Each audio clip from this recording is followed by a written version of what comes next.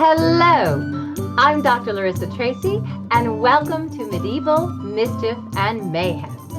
I'm your host for this podcast, and for this episode, I am delighted to welcome Dr. Gabrielle M.W. Bychowski. Dr. Bychowski recently joined the faculty at Wilberforce University, a historically Black institution, teaching classes on writing and social justice. For 8 years, she served as a researcher, consultant, and faculty member at Case Western Reserve University. In addition to her extensive list of peer-reviewed scholarship, as the Anisfield-Wolf Fellow, Dr. Bychowski teaches courses on diversity, social justice, and inclusion.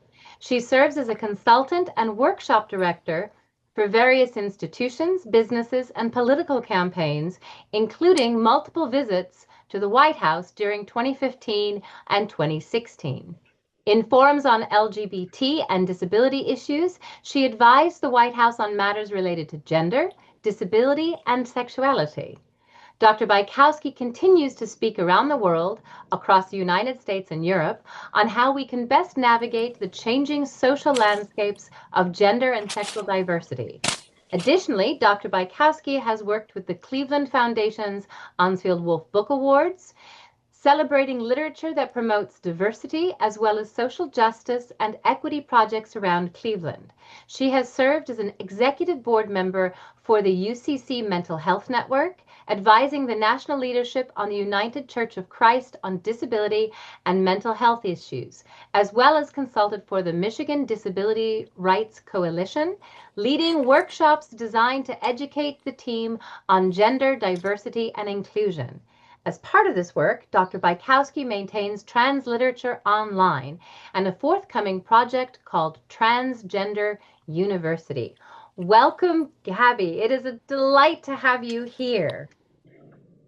It's really lovely to be joining everyone today. Well, first of all, since you have so many different things that we can talk about, and I'm really looking forward to this conversation. I have known you since you were a grad student. You have evolved into an extraordinary scholar and made immeasurable contributions to the field of medieval studies. But I would like you, in your own words, if you could, to just kind of give us an overview on your research and your interests. Thank you. Oh, probably the thing that is most succinct and what would bring my name up quickest on Google would be transgender history and literature, particularly the pre-modern eras of transgender history and literature, which has not been as fully explored. I've also been doing a good amount of work in trans theology as well. I've been in a collection from TSQ on religion, as well as I've contributed a couple sermons to a recent queer lectionary by Peter Carlson. And beyond the scope of just gender and sexuality, I've also done quite a bit of work. Most of my teaching has been about racial equity and justice movements in the United States from the Civil War to today. And so I do quite a bit of bridging between our sort of archaic, pre-modern pasts, plural, and our many presents that we currently continue to struggle in.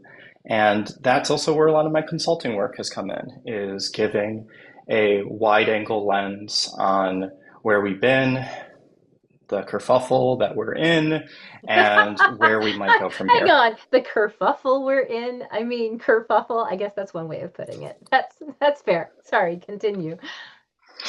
We'll talk about that kerfuffle, I promise you. Yeah, start low before we blow it open. Right. And what is often, I think, missed in a lot of my work, though I'm glad was included in the bio, is that I've also done quite a bit of work on disability, mental illness, and particularly autism, both as a current social, medical, political phenomenon, but also that long history of neurodiversity or neurospiciness in all of these histories and literatures that we're talking about. Well, and this is an important point because as we talk about the Middle Ages and as we talk about medieval societies, of course, we're talking, and I've said this in multiple podcasts, we're not just talking about Europe. We're not just talking about a little tiny sliver of time. We're talking about a huge chronological period, but also a huge, the entire world, the entire global diversity of the world, even as it exists now, certainly existed in the Middle Ages. So, how do you see the intersections between your work on diversity, inclusion, mental health, gender, sexuality, disability? How do you see that as informing some of our modern discussions, even about what it means to be medieval or pre modern? Well, one of the things that motivates me is my intersection in areas of politics that have long been considered safe havens for prejudice. And as you and I both know, medieval studies as a field has been one of those, and in many ways continues to be a a now a place where that is being challenged more and more, but where that still very much can be the status quo, in depending on what conference you go to, for instance. But beyond the academic, of which there is more than enough to say alone, um, those one of those safe havens has been religion, and it is not only something that personally strikes a dissonance with me, and I'm not just talking about Christianity here, but that, our exploration of the deepest questions of meaning and purpose and values, that it regularly tilts around the most shallow and venial human prejudices, truly disgusts me. Um, but then, of course, the specific institutions, especially here in the West, have really had global impacts through the history of empire and colonization and conquest, on the social, racial, genetic, in terms of like how we've even thought about races and how race as a concept has moved from Europe to other places in ways that has done increased harm, but as well as how that is tied up to gender and sexuality. And so to challenge religion as both an institution and as a practice, it's it takes away one space that can go unquestioned. And I am by far not the first nor alone in this venture, but being able to stand there and go toe to toe with someone on Thomas Aquinas, to say, well, actually, when we're talking about the medieval saints, to get into metaphysics, as well as various kinds of moral theologies, which, for good reason, many of us choose to eschew. I like to be able to be in the game there and to push back. And I think we're seeing real progress there. And it's reshaping the map of not only American, but also global religions, that more and more pushback is happening in those spaces. And I think one of the things we're seeing globally, but also acutely here in the US, is that the old havens of prejudice have have been broached and challenged to the point that we are seeing this reactionary politics, this reactionary authoritarianism, right? It's if you think about it, almost like an autoimmune disease for hatred. It is sort of what we're having right now is like a very severe sinus attack, amplifying the fact that there's also cancer, sort I of was going to say, spiritual, because Christian, psychological cancer yeah, everywhere too. But when, a cancer that may have been in the process of being fought, now we're having to deal with our body's own immune system also attacking us, the very thing that was supposed to be helping us in this venture. Or at least theoretically could be, is now being weaponized against us. And I do think part of that is on some level use like why the turn to authoritarianism now and in the past. It's almost always to bring back using that phrase loosely, to bring back a status quo that no longer can just be protected by sort of cultural norms, that those cultural norms have been so disrupted and so deconstructed, that are, they're having to go to these extraordinary lengths to reinforce them. It's something we often talk about in the trans community, that, if the concept of male and female is so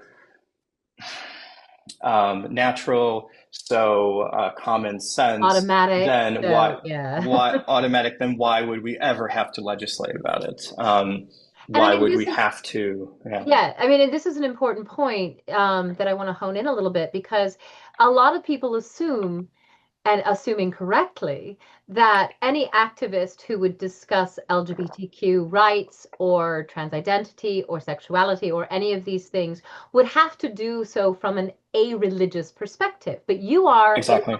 you are a woman of faith. You are a woman Yeah. who delivers sermons. You live within the Christian community of the church. So what do you say to those critics who want to ascribe this bigotry to a historical precedent of Christianity and say, well, in the Middle Ages, the Catholic Church, Christians they would never have agreed with this because the Bible says X, Y, and Z. And I mean, I have read the Bible in many versions of its original as well, so I know where I'm going to go with that.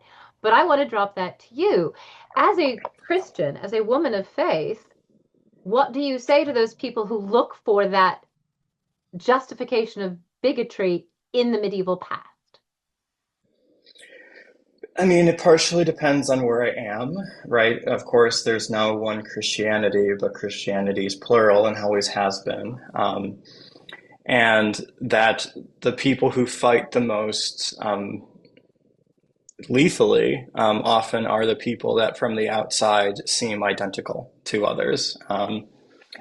And in the context of Catholic discourse, it is incredibly easy to make these arguments. One, because so many Catholics, especially there's been a recent wave of, especially Gen Z, but not only, Gen Z white men coming from fundamentalist Christianity, evangelicalism, and swarming into Catholic churches for reasons, I think, of misreading aesthetics as doctrine. They're like, but your churches look old and you have incense and like Latin was a thing, like, and you have a patriarchy. You have rules and you have You have rules. doctrine, right, that And change they, over and over and over again over centuries. but that's not their perception because they're coming from fundamentalism where like the goal is, and I mean this specifically, fundamentalism, to stop change. It was, right, a movement. I'm particularly thinking of the fundamentals or the fundaments written in the late 1800s as a reaction to the abolition of slavery, to the Reconstruction movement, to first wave feminism getting a kickoff, to especially Darwin, to more and more universities not being seminaries first, and suddenly, I don't necessarily fully think that what was replacing it was all that much better because a lot of these universities were being started by robber barons. So it was a kind of capitalism religion taking the place of sort of bookish religion. And there was this sort of terror that everything was changing far too quickly. And so the fundaments sought to sort of freeze time in a certain kind of reading and a certain kind of like social amore.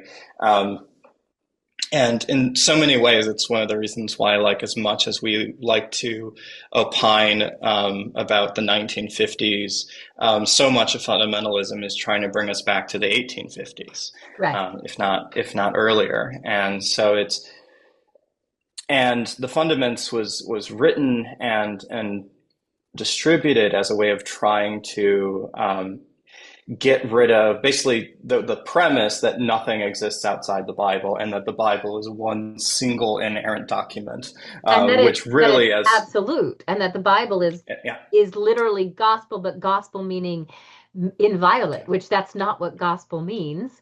And the, Yeah. this idea of, well, it's the word of God. It is written thus as we read it, we write it, that's it, it's set in stone.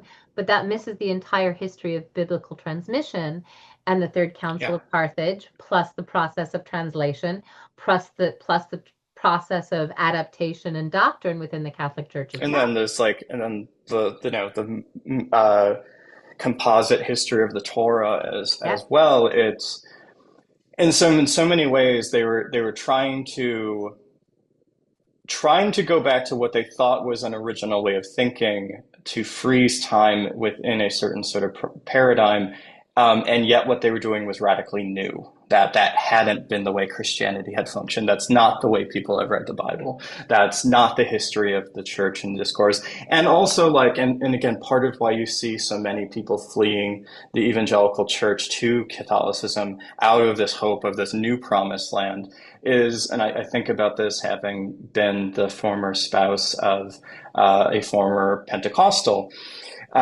is that, it's so many of these fundamentalist groups came out of a sort of apocalyptic movements, resurgences in the United States of this is the end times, right? And we heard that, of course, in the Civil War, during Reconstruction, during the First and Second World Wars, during the Cold War, so on and so forth. And so this sort of apocalyptic movement of we need to fix everything very quickly, or else everything is going to end. And the problem is they keep having to move their goalposts, right? Even QAnon, which we haven't heard as much from directly because they've effectively just become the U.S. government. But also an awful lot of, in having become the U.S. government in the current moment in the United States, a lot of their theories are being essentially shown to be rubbish, because now that they're in power and people are like, but we want this documentation. Documentation? What documentation? Epstein files? I don't know what you mean. I couldn't possibly. Which ties kind of back to my original question, the eschatological idea of the world is constantly ending. And in some respects, modern politics wants this world to end. Some people want this world to end in order to achieve their judgment, their last judgment, their rapture. One argument for the evangelical support of, shall we say, the conflict in the Middle East, and I will say support of the conflict, because a lot of evangelical Christians want Israel for themselves because they need it for that second coming. We see this sense of apocalypse and this sense of the world is always ending for centuries. I mean, people thought the world was going to end in 1000. People thought the world was ending with the Norman conquest. People thought the world was ending with the plague. So can you talk about the way that medieval history actually provides for us a way to see through it, if that makes sense? Absolutely. Well, again, what we're seeing in all those cases, right, is an attempt to escape from history, either by freezing it, by going back to it, by going to a future that transcends all history, right? Where finally everything will be set right, and we are no longer burdened by this pandemic called history. And you're right. It reoccurs, for centuries, for millennia, and I think again, even by naming what I was naming earlier, about the sort of trajectory of evangelicalism, that it has its genesis and it has had multiple different phases, that Christianity is Christianities, that it has not always read the same book the same way, and that if you go far enough back, you will find transgender saints being openly not only discussed, but like it almost seemed as though for like a century or two, it was a fast track to becoming a saint if you were found to be a transgender Christian, because they thought we were so flipping cool, which we are. So I don't blame them. I do wish there was a few more trans women in there, but medieval misogyny seemed to be stronger than their transphobia. And likewise, the fact that, within Joan of Arc, you have not only a figure, but then discourses among the English and then the French and then in Rome, about what this means for us. And the English were the ones taking this sort of like attempted like, medieval fundamentalism of, this is what the scripture means and it means this and it has always meant this. And the French, interestingly, didn't argue really that John was gender transgressive. They argued that it was not the position of the church to condemn that, and that actually, if anything, citing these saints, also citing, and being informed by the writings of Thomas Aquinas, and just looking at these other discourses that actually, even within the Middle Ages, from the early to the late Middle Ages, there had been so much of a shift, and the shift, at least as far as the English were concerned, was a shift towards a kind of gender imperialism, which again, like late Middle Ages, we're seeing the beginnings of like the English Empire, and what version of Christianity, what version of England is going to be the one that is going to stomp out gender diversity, among other things, around the world, right? And it's partially for them an attempt to escape their own histories, right?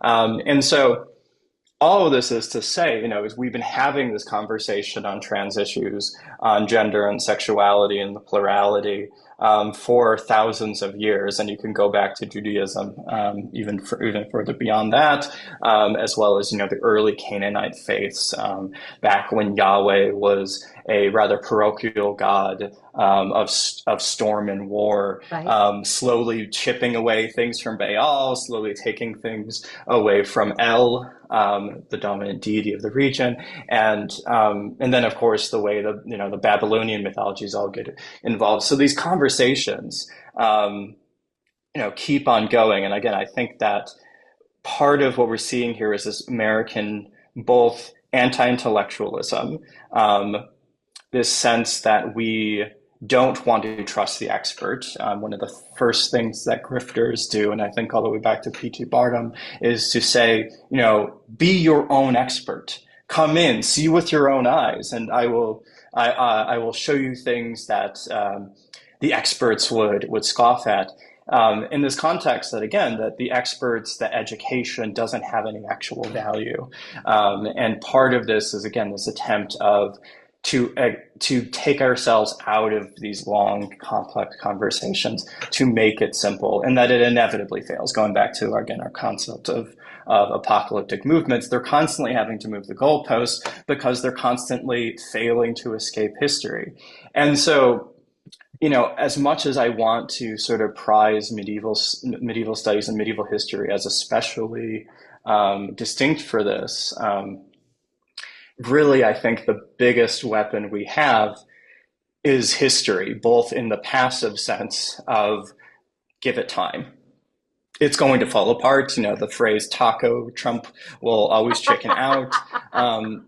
Fashion, the Third Reich did not last that long, and they do incredible damage. Yeah. But, that even what's going on in Gaza right now can, through a series of dominoes, be traced back to the Third Reich and the horrors and the genocide that was committed there, affecting global politics in all sorts of different ways.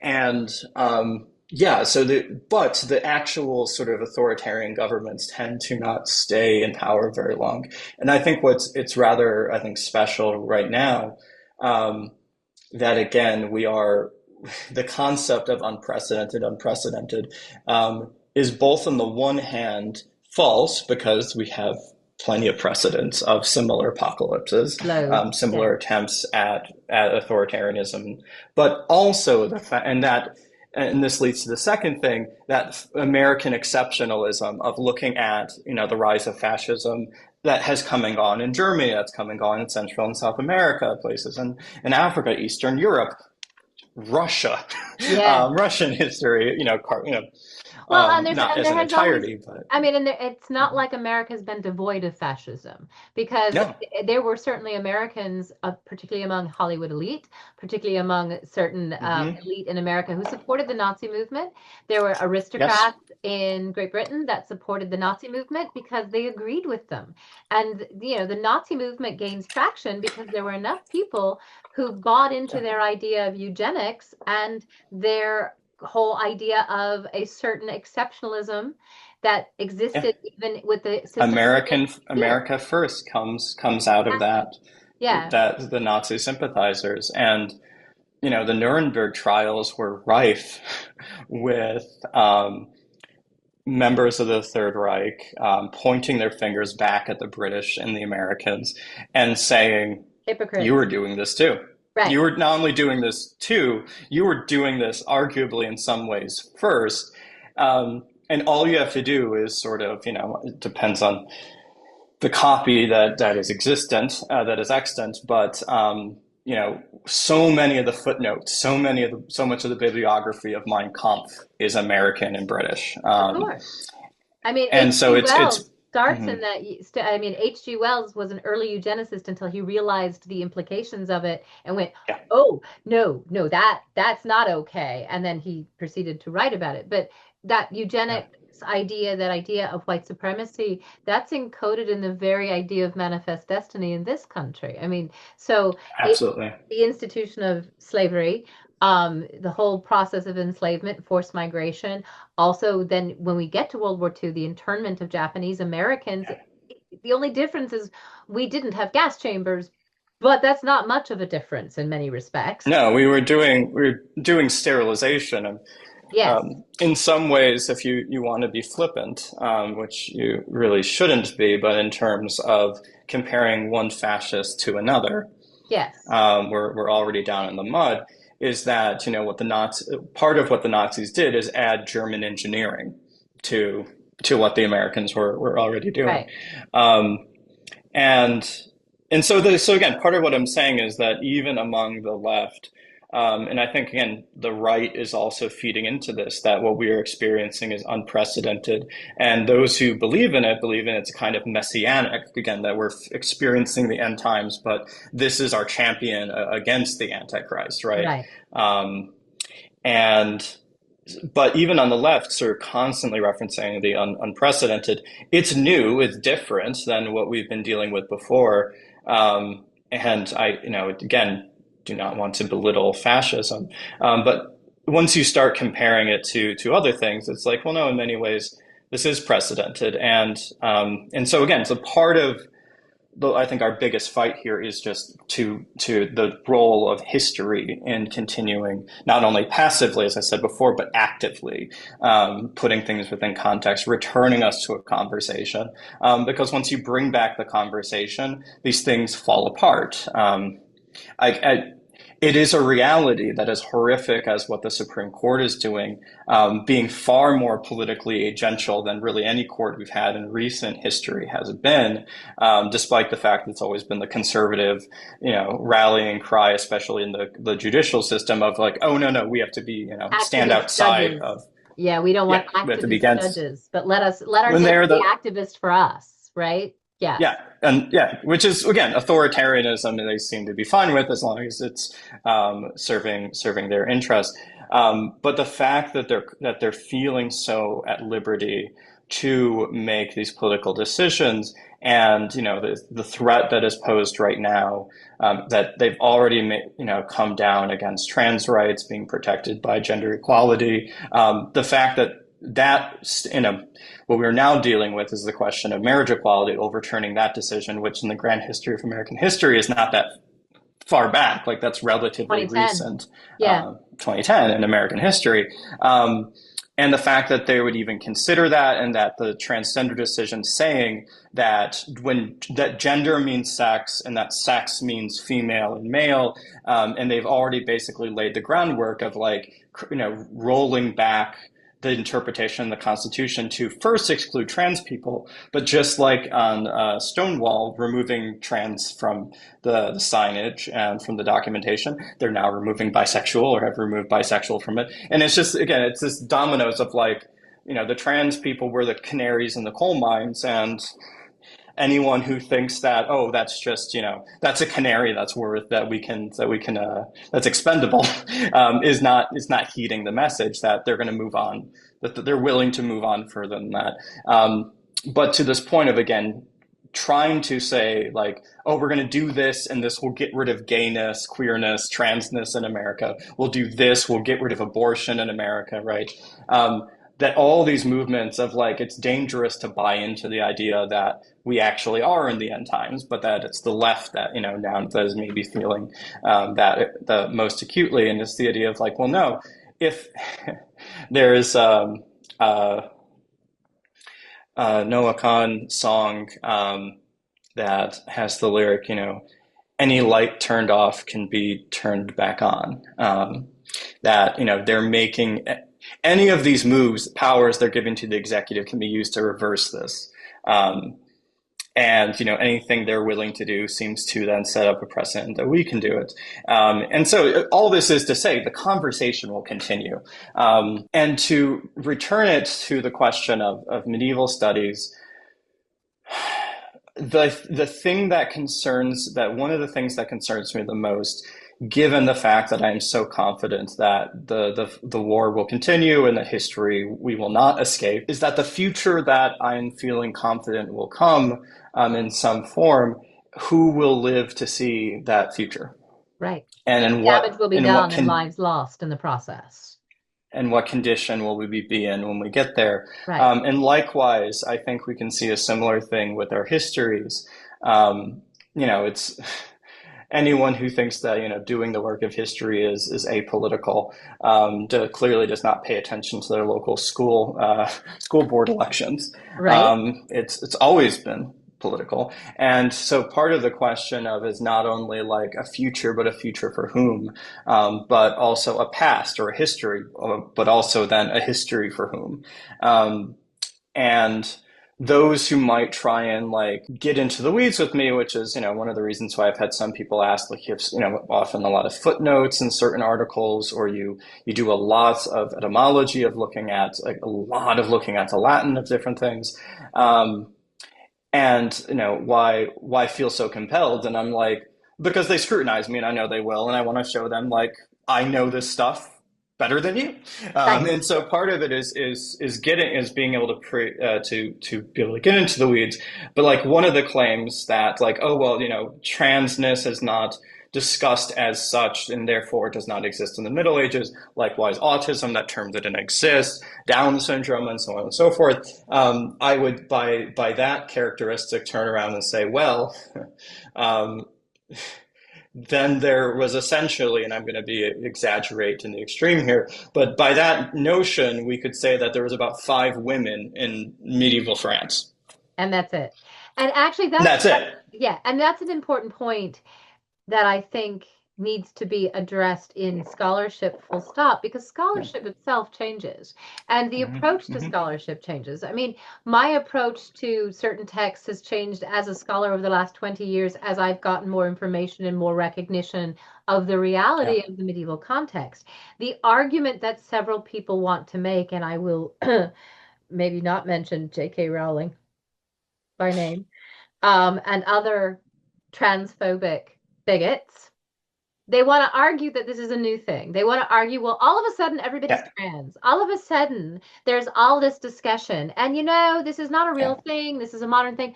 But it's not. It's not a modern thing. It's not a new thing. There have been trans people always. There have always been trans people. Whether they identified as trans or not is debatable. Some did, some didn't.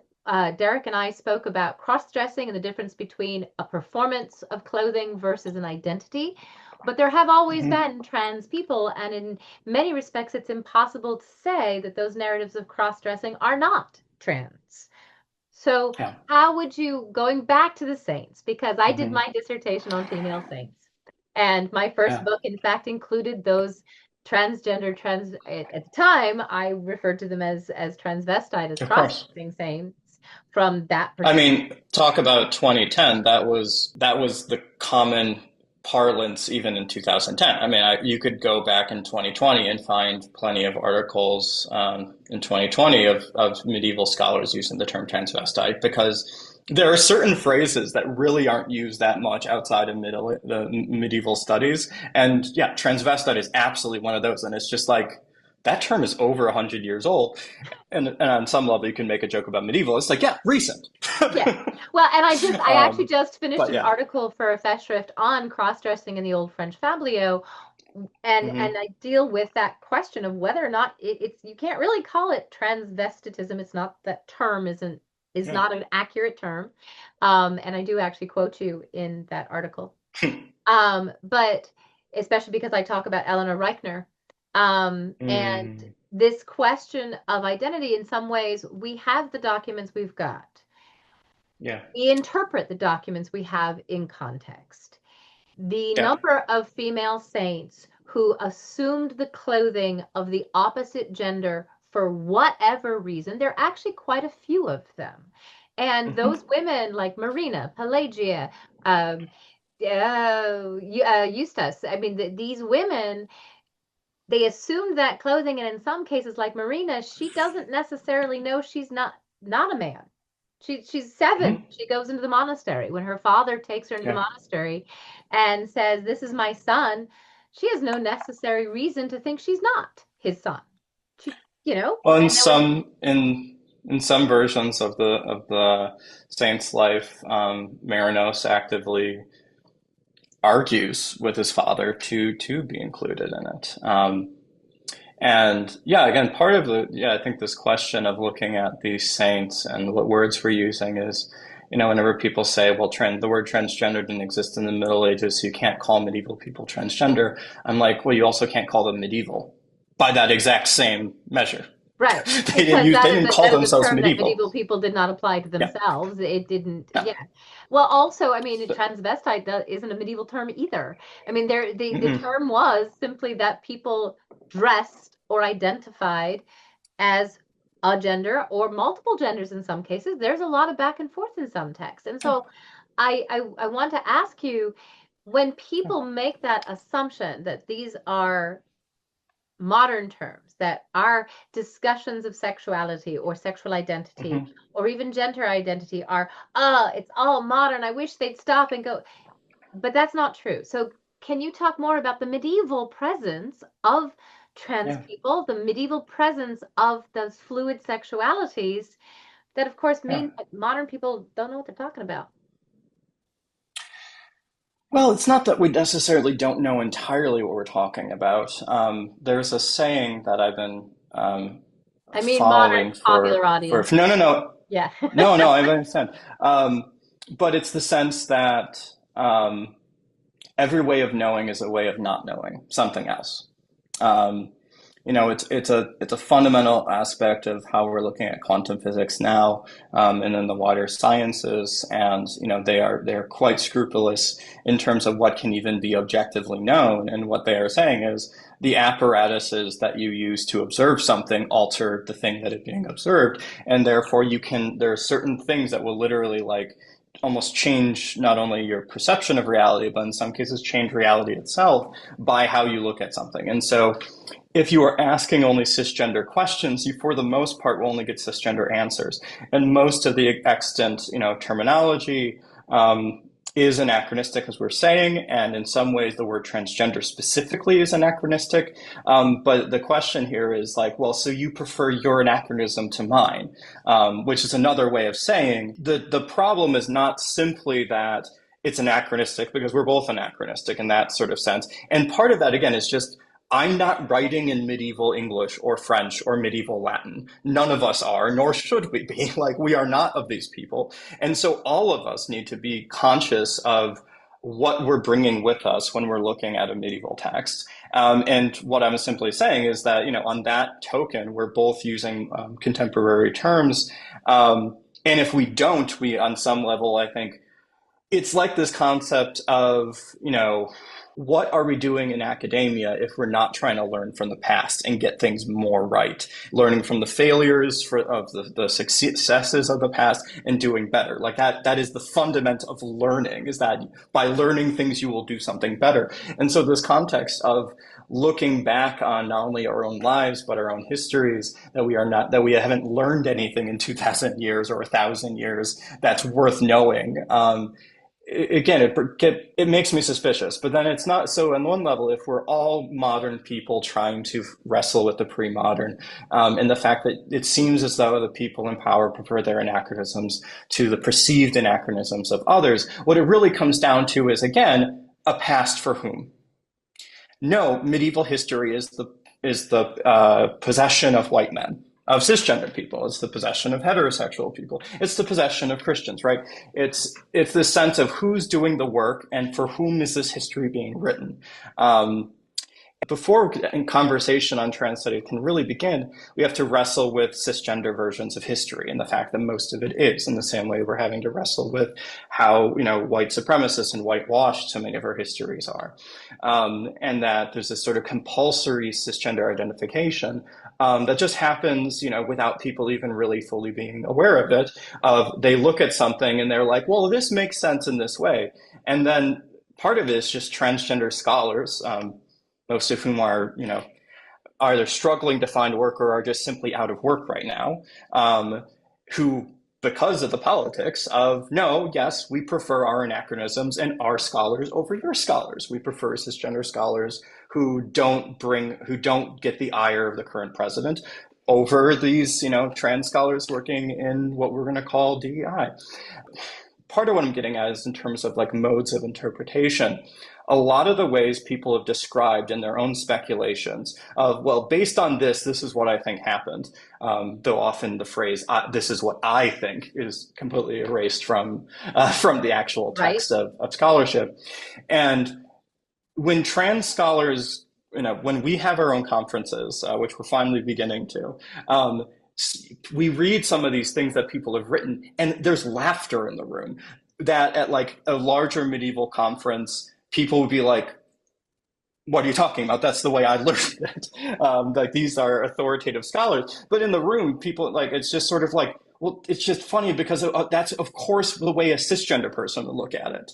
In the same way that like people have often described, lesbian, gay sex, or modes of culture and had like a very heterosexual take on it, and we're like, well, gay people must feel the same way. And it's just like, no, we don't. Our brains don't think that way.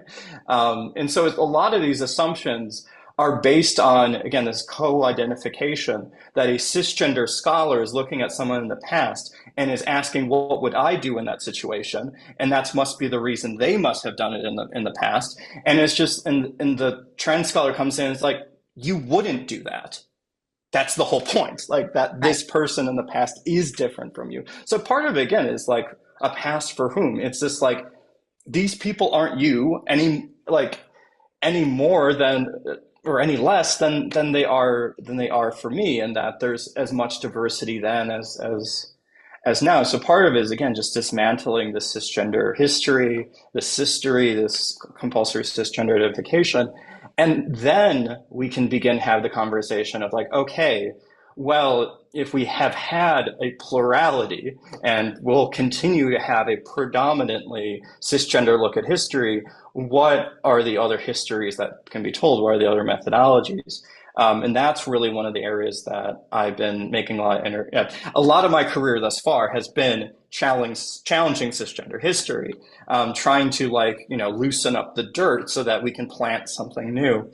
And my book project, a lot of the things I'm working on now are developing the theories, the approaches, the methodologies that can show us other things.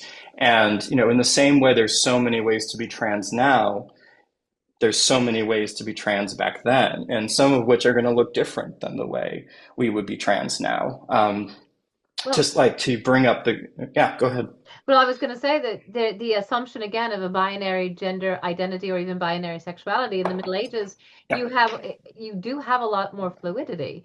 And when you look at Mm-hmm. text and the way that authors portray gender, it's not always so straightforward. And in some cases, even when it comes to sexual identity, there is not the censure in a lot of medieval texts that there is in the modern interpretation of those medieval texts. And so, of course, the modern era, particularly as medieval studies comes out of that largely heterosexual, cisgender, white male, patriarchal, Christian, European, American mindset, they impose that on reading the past. And even as second wave feminist scholars got involved, they're still looking at it from the cisgender heterosexual. I mean, I had to learn terminology. I am 51. I know, shocker. I'm 51. I came up in the 1990s where some of these discourses were changing, but I had to adapt and learn too because it wasn't my Mhm. perspective. As a cisgender, white, middle class, heterosexual woman, I had to learn too because it was new to me. I'm, and as do I constantly. It's something. It's one of the reasons why, like, staying involved with the trans community now, and not just the trans community here that's currently around me, is so essential to the work that I do. Is that my own perception of transness is also going to be limited and is constantly growing and having to be challenged. I mean, I'm a trans woman, but I'm also white. As mentioned before, I have Catholic upbringing, as witchy as it has become, um, As you say, and medieval there's so many Christianity is plural, not just a singular Christianity. plural. Yes. No, one of the best conversations I had actually at Catholic University was with an Eastern Orthodox theologian, and we were plumbing some of the fun differences between Catholicism and Eastern Orthodoxy, given the fact that our split was political, even geographic, more so than it was ideological, Yeah. unlike the Protestant Reformation, which was, a lot of things, but, heavily theological and political as well. And so it was fun, like talking theology on those grounds. And his summary of the Western Catholicism, Western Christianity is, well, it's just paganism, isn't it? And I was like, yes, thank you. Like so much Right. of it, has that strong inflection. But all of that is to say, I'm constantly learning things from my own trans communities, that is constantly challenging my own preconceptions, and looking at trans people in the past are also challenging those. What I was going to say about Jeanne d'Arc, again, this sort of like secularization of queer identity, both on the right and on the left. There's an assumption that to be one is to not to be the other. Is that Jeanne's mysticism? What some in both ableist and disability communities might argue may also have had some neurological components of what was going on there too. Their vision. Um, Yes. that with Jean's visions, you cannot extricate what Jean did in their life, including their gender identity and presentations, plural. You cannot extricate that from their visions, from their faith. Fundamental, like it is a fundamental misunderstanding of Jean to have a purely secular Jean. Right. Jean would not be Jean and have done the things they did without their faith, without their visions. And And so on some without their level, devotion to the Virgin Mary and those very specifically, not unlike Julian of Norwich, those very yes, centered divine feminine visions and yeah, stirrings. I mean, nobody called Julian of Norwich a heretic, yeah. and yet she had a Um, not officially mhm, anyway. But in her showings of love, she talks about the divine feminine. She yeah, talks about Jesus's mother in this vision, mhm, and people flocked to her as an anchorite in Norwich in her anchor hold, which was quite nice, mhm, probably about the size of my office. And mhm. yet Jeanne d'Arc, um, they were persecuted, but that was also partly political. The the Oh, hugely. I mean, Yes, there were a the couple of, cross-dressing, the visions, all of those things essentially yeah, became excuses for persecuting yeah. somebody who was a political threat.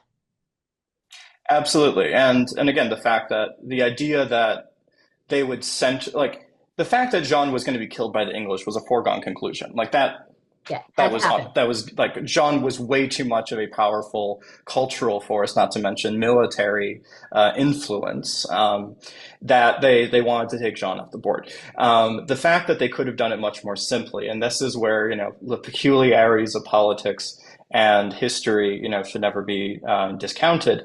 The fact that they centered around gender speaks volumes, because they had so much else they could have just, like, they didn't even need to put on theater, but they chose to put on theater, and they chose to center it around gender, which again speaks loudly about English and French nationalism at the time. but also the conceptions and the divisions around faith, and how gender played into faith. And it was so all of this is to say,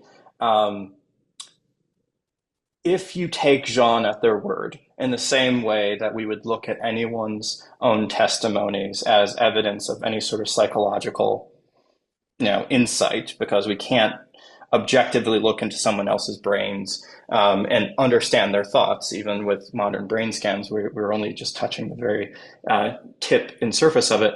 But to take Jean at her word, part of the reason Jean is because of God. Yes. According to Jean. And so on some level, the argument that if Jean is trans in some way, and here again, I'm sort of extending the conception of trans as far as we can, as far as we would like, that Jean is trans because that's how God made them, according to Jean. Like, whatever was going on with Jean, that was happening because of God's influence. And so that is not a conventionally modern rhetoric around trans identity. And so the reason I bring this up is that in the same way, also like Marinos the monk feeling a calling to be a monk and to be a brother, and that being so strong that even when he's ejected out of the monastery, not for being trans, but for doing a thing that a trans man at the time could not do, right? It was the perfect, like, if it was just a disguise, it would have been the perfect opportunity to say, well, this disguise is no longer useful. Right. Because I couldn't. I don't. This is not.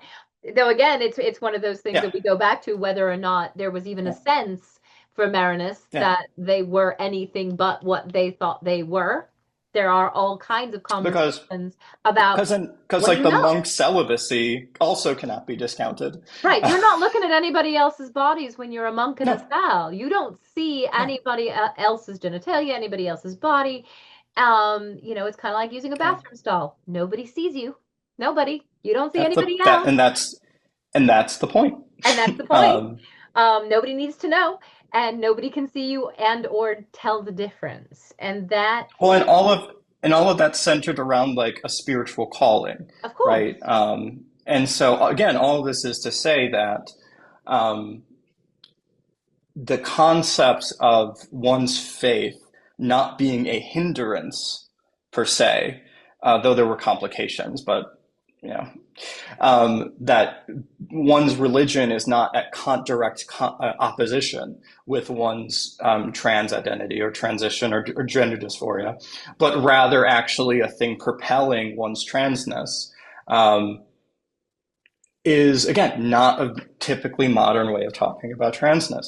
And so again, not only am I constantly having to be challenged by my own contemporary trans communities, especially globally, but also the conceptions of looking into the past, that their understanding of their own trans identities comes at a different way than ours.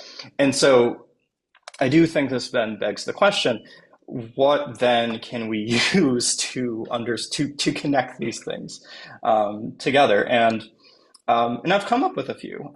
One is, one of the big areas that I'm working in now is what I call dysphoric time or dysphoric history. And it's to, first of all, just give, if everyone's going to be using, medicalized language about trans people, let's actually understand what the hell we're talking about. In the same way, I often have to do this in disability history as well.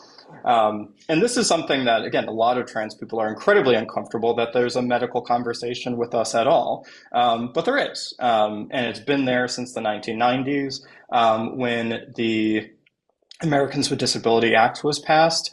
There's a specific exclusion listing transvestites, transsexualism, transgenderism as mental illnesses that will not be covered by this bill. And the very fact, there's a kind of, again, like legal logic that by putting that exclusion in, it is not even a tacit, it's basically like the what that therefore means is if that exclusion was not included, by including it, you're saying it would have been covered had you not included an exclusion, which is another way of saying that the ADA should have, except for this one little thing, which is not given a justification, it's just in there where you don't want to cover them, of saying that trans healthcare is a disability, Americans with disability issue. It's just when this law passed, they wanted to exclude us. And so all of this is to say, trans rights could have been settled or at least gotten much further 30 years ago under the Americans with Disability Act had we not been excluded by this one, part of a sentence. But I have a question And then. I just a yeah. very quick question on that because that is new to me. Mhm. Would you want trans identity included under American with Disabilities Act, though? Where, I Yeah. mean, Well, because trans yeah. identity is not a disability, is The it? identity is not. Okay. Um, So so explain that difference simply because otherwise it's like why would you want to be yeah. under Americans with Disability because trans identity is not a disability? Please. Well, so and this is what I'm saying of like focusing on dysphoria is one of those things that even in the trans community is divided because not every trans person has dysphoria and not every person with dysphoria is trans. Part of my argument about Jeanne d'Arc is that Jeanne d'Arc was killed because of transphobia. And I mean that it's hard to argue otherwise. That effectively it was someone presenting, assigned one gender, raised in one gender, wearing and expressing their gender identity in a different way, and that was the grounds on which Jean was killed. Whether we would call Jean trans, they called Jean trans enough to kill Jean for it, and that the Right. French didn't really argue that point when they were like, oh, again, going back to that acorn, they were like, no, Jean is whatever we're saying Jean is, but that we are just simply debating whether or not the church approves of what that is. Yeah, whether that's a good thing or not, And and it's yeah, politically expedient for it to not be. yeah. Um, and so all of this is so yeah. So all of this, even if Jean is not trans, Jean seems to experience gender dysphoria, and here's why I say that. Gender identity disorder was included under the parameters of the ADA exclusion. That was in the DSM-4, the Diagnostic and Statistical Manual 4. And that is a lot of what we think of in terms of a conflict between the mind and the body in terms of gender, right? The DSM-5 got rid of gender identity disorder. That's no longer good medicine. That's no longer accurate medicine. Gender dysphoria is a completely different diagnosis, and courts in the United States have ruled on that ground that, oh no, the ADA covers transsexualism, transvestitism, and some reference to gender identity disorder. The ADA does not exclude gender dysphoria, and that's not the same thing. It is a different diagnosis. And so they've actually, in some places, for instance, in California, I believe, somewhere on the West Coast, ruled, or at least begun the process of creating a judicial precedent that gender dysphoria is distinct, therefore is covered by the ADA. And gender dysphoria uses some of the bones of gender identity disorder, but adds a main caveat to sort of the main short definition, which is kind of completely flip everything on its head from an internal conflict within the trans person to an external one. The simple definition is for gender dysphoria to be present, one must see gender dysphoria is the suffering caused by a conflict between one's gender identity or a gender expression. Again, thinking of Joan, regardless of how Joan identified, Joan's gender expression certainly was a thing. And the gender others would assign that person what the English were doing, right? And that suffering must persist for at least 6 months. And so that is not an internal mind-body conflict. That is a conflict between self and identity. And that's what I'm saying. So by that definition, not only could Jean be gender dysphoric, but that a whole number of people, including people arguably in this short definition, you could see a form of gender dysphoria, though I would probably guess not clinically. Like, would they have this enough to actually get a diagnosis by a modern therapist? But in the same thing, like there's quirks of ADHD, quirks that we might associate with autism, OCD in a lot of people, but you may not have a clinically significant level of distress in those areas. And so what I'm saying is within the broad sort of apparatus of hermeneutic of looking at dysphoria, at various points, I'm thinking about the new woman, right? The first term she-male in English, at least in American publications, we're talking about first wave feminists wearing pants. Right. Partially because they were working outside of the house. They were having to ride horses. They were having to ride in various, and just doing the kind of work and travel that they were doing, wearing pants were just much easier. Because it was and easier so they were, to do that. Yes. yeah. I mean, And even, so they were facing, yeah. I was gonna say, even in Dracula in 1897, Yes. the whole Yes. section where you have Mina, who is the female who's fitting into that middle class, professional, white, Christian female ideal, criticizing other women who are the new woman. Yes. And of course, that actually goes Yes. back to some extent to Bram Stoker's fear of powerful women like Constance Markievicz. Yeah. In fact, Constance Markievicz, the Countess in Ireland, she was accused of being a new woman in Vanity Fair in 1897. Yep. So it's likely that Bram Stoker's referring to her, but he gives those words to a female character, to his main female character. And the whole book becomes about saving Mina, saving professional middle class heterosexual femaleness that she embodies. Which sounds really dysphoric for Mina and other whole new debate. women. But you're right. This idea of what it means to be a woman is defined and defined and defined. Well, if it's clothing, I mean, I wear trousers, but I'm still a cisgender heterosexual woman. It doesn't change anything. However, for some right, you are. So in that case, though, you might at different times and places experience a degree of, again, we might say non-clinical level of gender dysphoria. But you experience some gender dysphoria while being cisgender. And likewise, again, by this own definition, because this is now a self-society conflict, like locus of conflict, right? By that notion, you could, if you are a trans person, living in an environment that is not particularly transphobic, that is supportive of you, or where these notions of like women wearing pants are not an issue, given that geographic like location, or again, maybe historical location of like the present moment, where that's not scrutinized as much in many places. By that definition, you could be a trans person who has very little gender dysphoria, or again, you could say, well, certainly, especially if you look at the longer list, the things that are still there for gender identity disorder that are still referenced because it's still useful, even though the diagnosis is no longer useful. You might say that you're a trans person, but you have very little gender dysphoria because you're in an environment where there's not a lot of conflict and not a lot of suffering from that conflict. And so there's plenty of people who are trans who don't have gender dysphoria. And there are people who are cisgender who might have some level, probably not clinically, significant.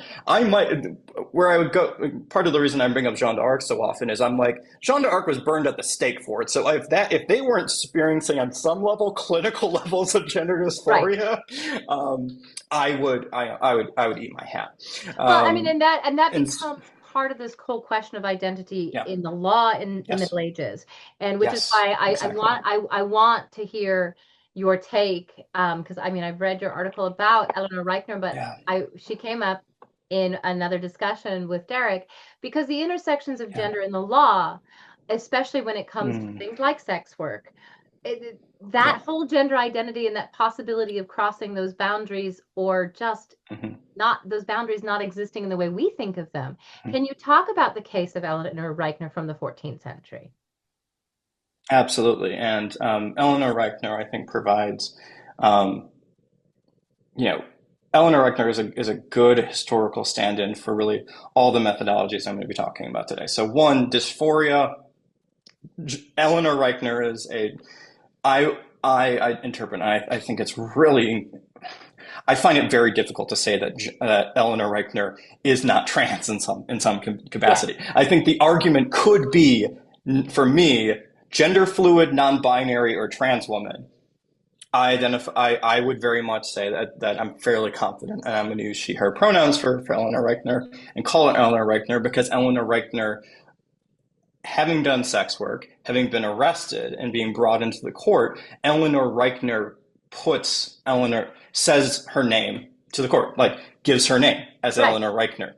I mean, It is they have her male name, yeah, but yeah. she That's identifies not the name she gives. right. And in Yeah. the court records, and she knows very fully in the late Mm-hmm. 14th century, she's aware that this is a Yep. legal proceeding. She gives Eleanor Yep. as her name. Yep.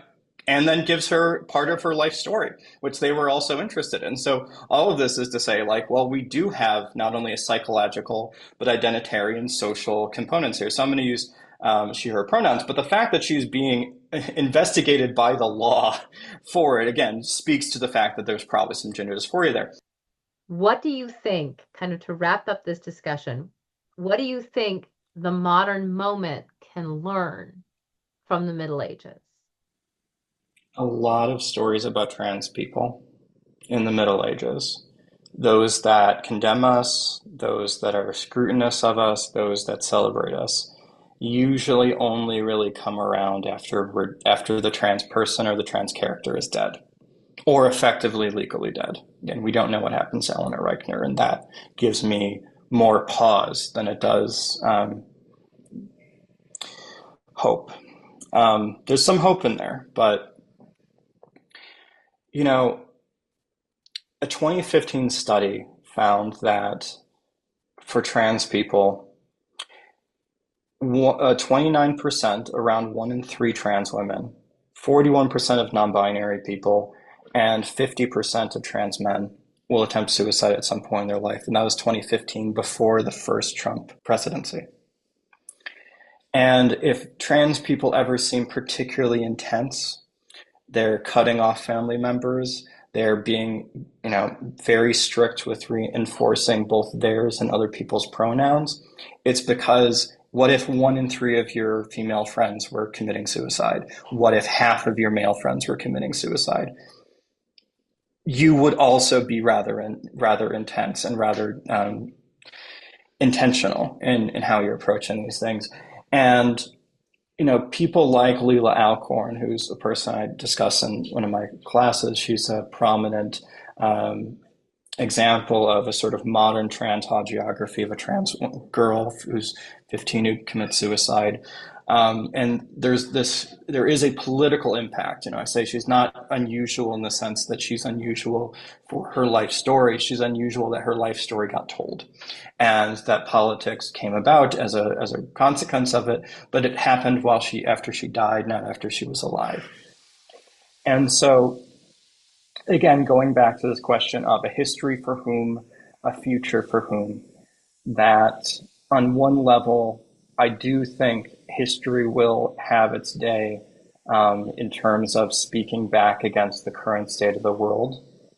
We will have a future, but who will live in it is really undecided. And again, those numbers were before the first Trump administration.